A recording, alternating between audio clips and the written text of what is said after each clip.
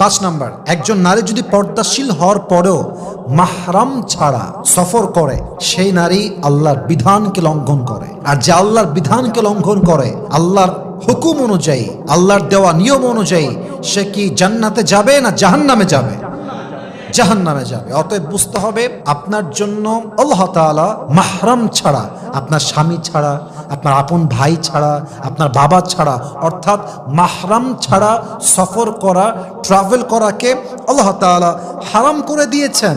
পৃথিবীর যে কোনো প্রান্তে একজন পর্দাশীল নারী যদি মাহরাম পুরুষ ছাড়া সফর করে, ট্রাভেল করে, ট্যুর করে, ভিজিট করে, আল্লাহর রসুল বলেছেন মাহরাম ছাড়া যে নারী ট্যুর করে বেড়ায়, অথচ সে হিজাবওয়ালি, বোরকাওয়ালি, নিকাবওয়ালি, এটা দিয়ে কোনো কাজ হবে না। আল্লাহর বিধান যে লঙ্ঘন করবে সে জাহান্নামের বাসিন্দা হবে। ঠিক কিনা বলে? অতএব বোরকা পড়লেই হবে না, মাহরামের সঙ্গে আপনার সফর করতে হবে।